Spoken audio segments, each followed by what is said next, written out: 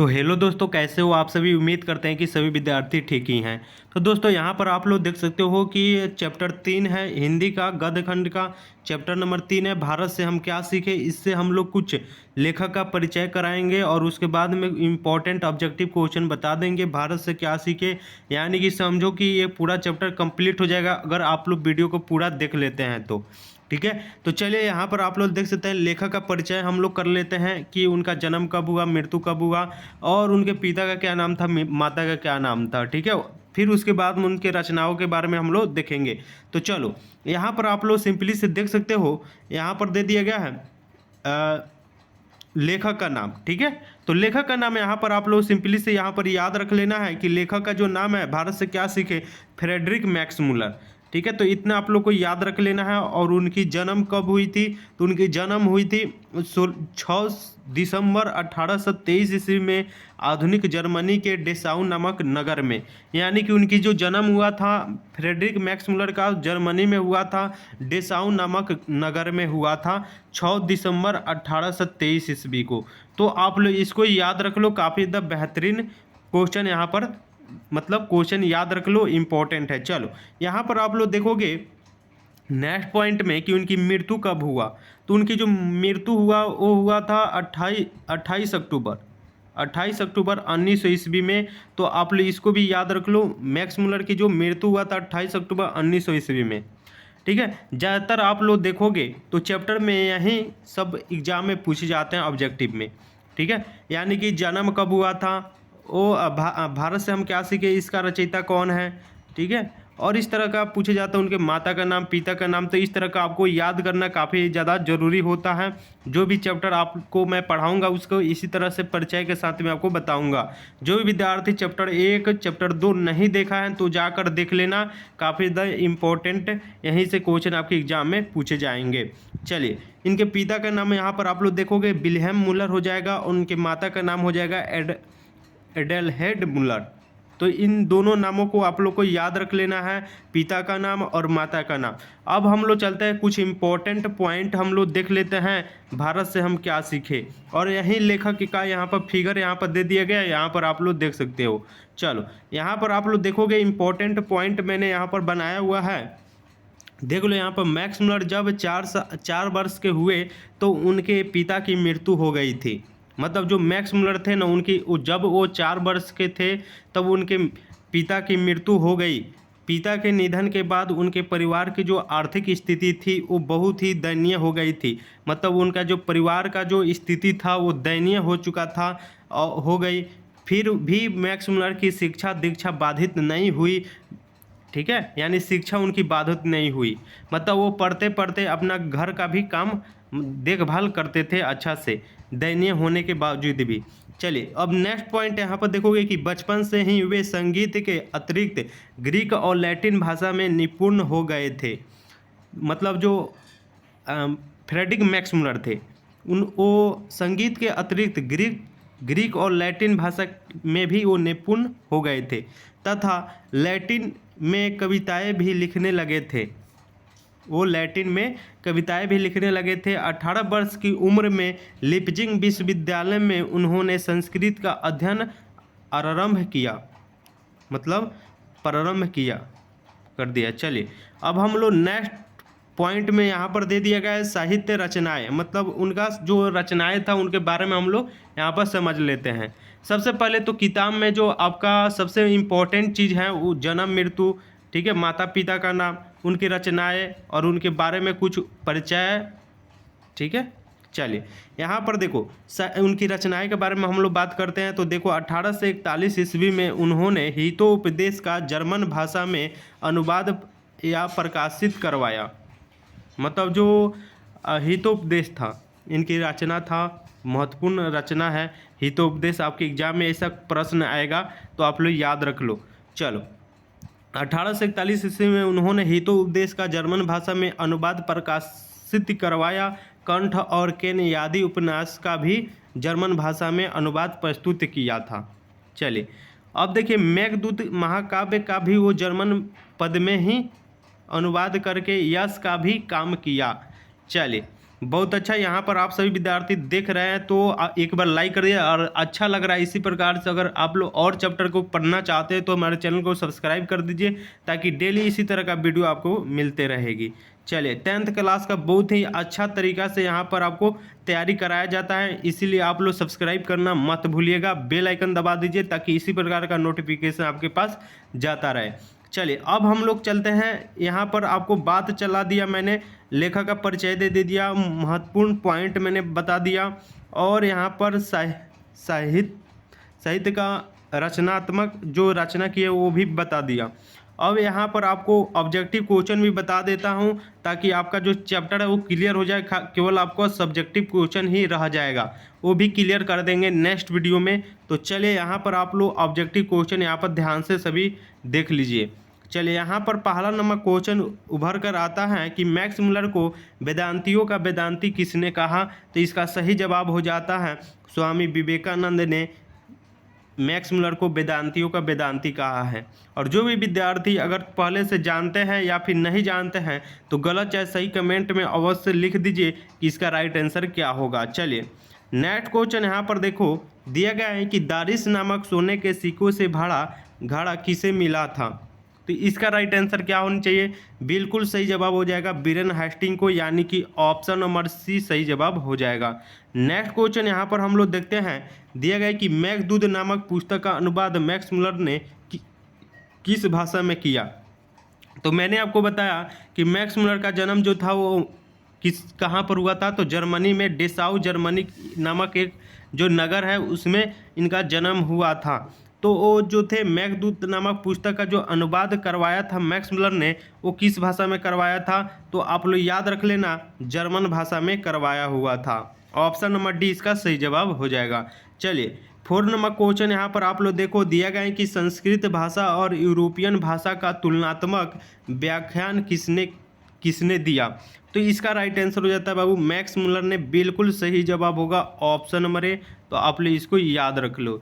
चलो, next question यहाँ पर आप लोग देखोगे दिया गया कि कंठ और कैन उपनिषद का अनुवाद मैक्स मुलर ने किस भाषा में किया।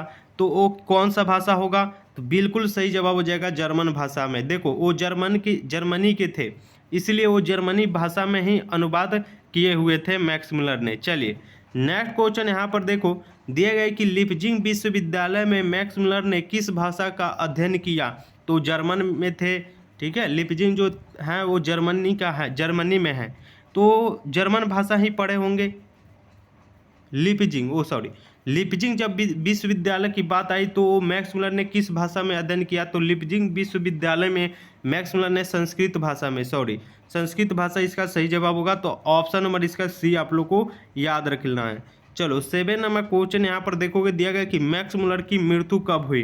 तो मैक्स मुलर की मृत्यु पूछी जा रही है, तो आपको याद रखना है 28 अक्टूबर 1900 ईस्वी में मैक्स मुलर की मृत्यु हो गई थी। ऑप्शन नंबर इसका डी सही जवाब हो जाएगा। चलिए, नेक्स्ट क्वेश्चन यहाँ पर देखो 8 नंबर क्वेश्चन। एक बार अगर आप लोग पूरा वीडियो को देख लेते हैं तो एग्जाम में कहीं से भी मतलब यहीं से क्वेश्चन पूछे जाएगा, दूसरा जगह से कोई से ही क्वेश्चन नहीं पूछा जाएगा, क्योंकि ऑब्जेक्टिव और लेखक का परिचय सभी चीज़ें मैं आपको बता ही दिया इंपॉर्टेंट पॉइंट। तो बताइए कहाँ से एग्जाम में क्वेश्चन पूछेगा? यहीं से पूछेगा बस। देखो, 8 नंबर क्वेश्चन दिया गया है कि पारसियों के धर्म का क्या नाम है।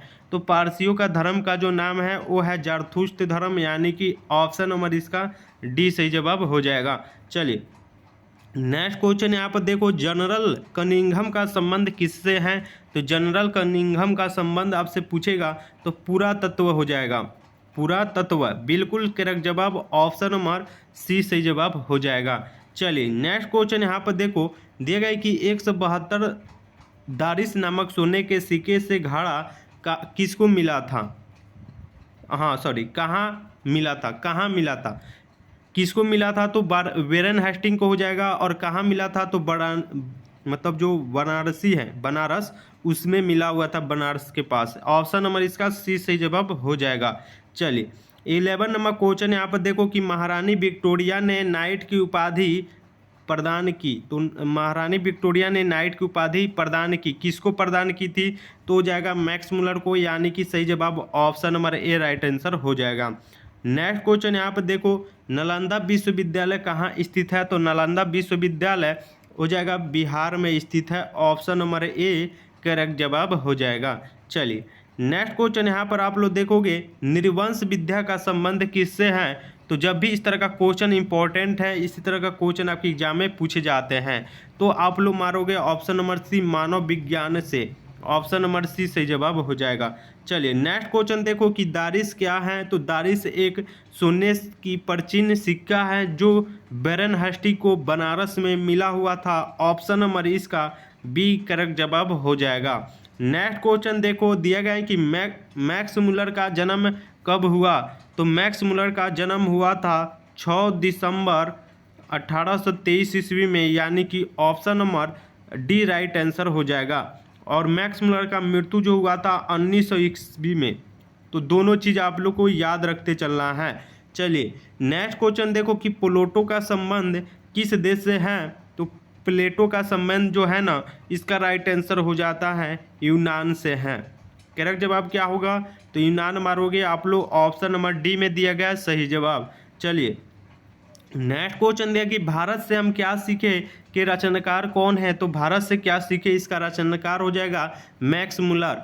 यानी कि जो भी चैप्टर है आपका, उसका लेखक का नाम, उसका रचनाकार का नाम आप लोग को याद रखना जरूरी है। और उसका जन्म कब हुआ था, उसका मृत्यु कब हुआ था, और कहाँ पर जन्म हुआ था और कहाँ पर मृत्यु हुआ था, और उनके माता का नाम और उनके पिता का नाम, ये सारा जब चीज़ आप लोग याद रखोगे, रचना का नाम, तो आपके एग्जाम में कोई भी नहीं रोक सकता है 400 प्लस मार्क्स से। ठीक है, मतलब इससे अधिक ही हो सकता है। ठीक है, तो ऑप्शन नंबर आप लोग को बी मार देना है। चलिए नेक्स्ट क्वेश्चन यहाँ पर देखो कि शाहनामा का रचनाकाल है। तो शाहनामा का रचनाकाल आपसे पूछे जा रहा है, तो आप लोग मारोगे ऑप्शन नंबर बी 10वीं से 11वीं सदी तक, यानी कि ऑप्शन नंबर बी करेक्ट जवाब हो जाएगा।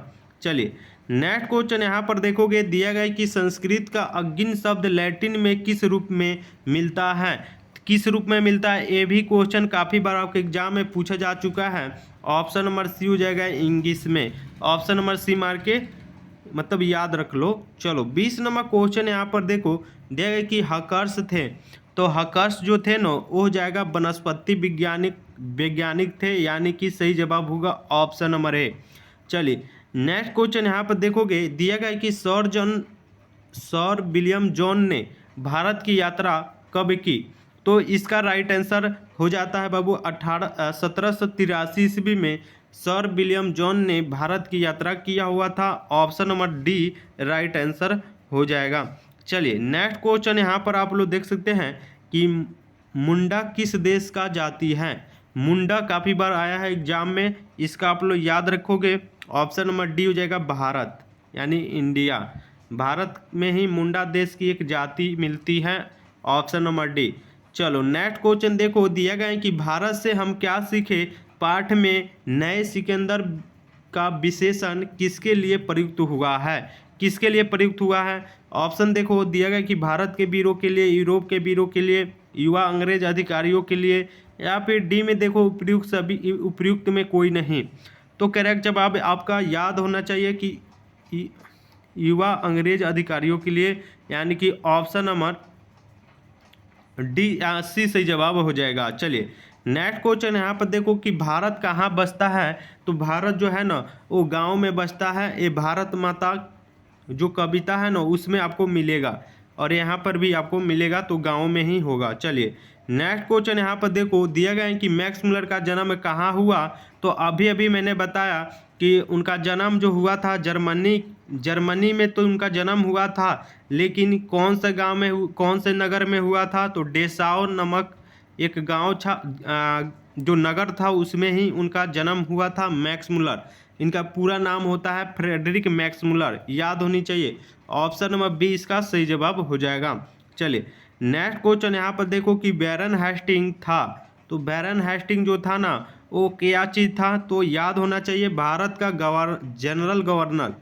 भारत का गवर्नर जनरल था, यानी कि ऑप्शन नंबर ए इसका सही जवाब हो जाएगा।